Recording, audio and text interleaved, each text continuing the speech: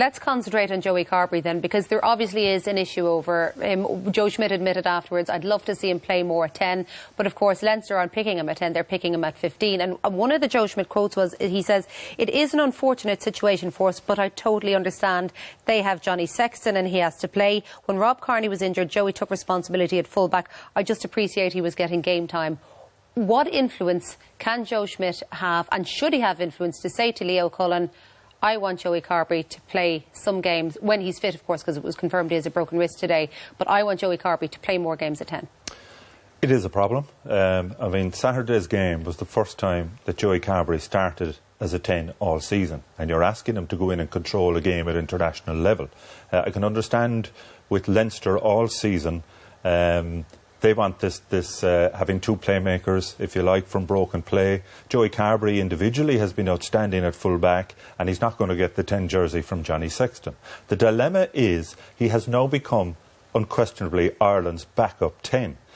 Joe Schmidt had invested 2 years, I think, in Paddy Jackson, who had played in the 3 tests in South Africa last year. He's unavailable now for Ireland for the foreseeable future. So all of a sudden, and remember, Ian Madigan was the backup out half during the World Cup in 2015. He played against Argentina in the quarter-final. He's out of the picture because he's gone abroad. So all of a sudden, I think Schmidt finds himself in a situation where Joey Carbery has come, I won't say from nowhere, but he's been put in as the number 2-10. And the problem with that, 10 is one of those positions, I feel, that you have to play week in, week out.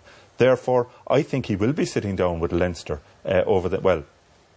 we think he's going to be out for 6 to 8 weeks, so that extends it into January. You would think that if Joey Carbery is going to be on the bench for Ireland in the Six Nations, then I would imagine that he's going to have to play at least 2 or 3 games for Leinster, albeit in the Pro 14 or whatever. Can he make them, though? But even then, I don't think he can make them, but I think there would be a meeting of the minds that they would try and facilitate that to happen. I think there would be a good communication there and a good discussion.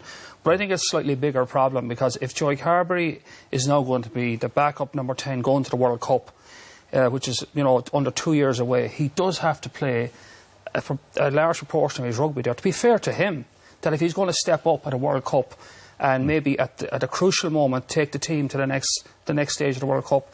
But if he's not playing every week, that's a dreadfully difficult task. I mean, he showed really well on the weekend, but I think it's unfair for him to have to make that step. What's the solution, though? But the things he showed at the weekend were his class as a rugby player. Yes. His stepping ability, his awareness when the opportunity arose to get in behind the Fijian defence, his ability to pass off his left hand, his vision in terms of the backfield. But that's Joey Carbery as a rugby player. The other side of that is game management, knowing when to take the pressure off your pack, knowing when to reward them, knowing when the opportunity is there to go wide. And that only comes from playing. I think playing full-back will actually help him in the long run, because he'll understand from a 10's perspective now what the full-back has to cover in the backfield. Will he get his game at full-back if Rob Kearney's fit as well? Well, that is another factor, if him playing full-back all along, as Kearney has been out injured for Leinster for months, but he's back there now, so but that's it's going to change the ground rules. It's extremely unlikely that he's going to get, in the current setup, he's going to get enough rugby at 10 before the next World Cup to give him the chance to play at the level he needs to play at.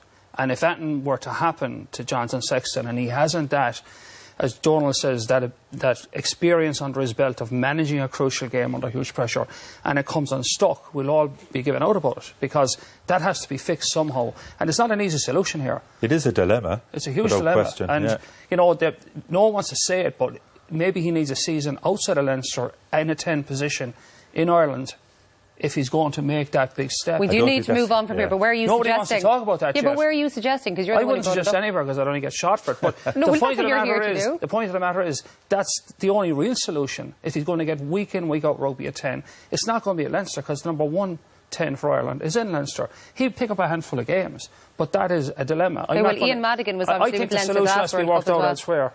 OK, well, we'll find out if that's ever going to be raised.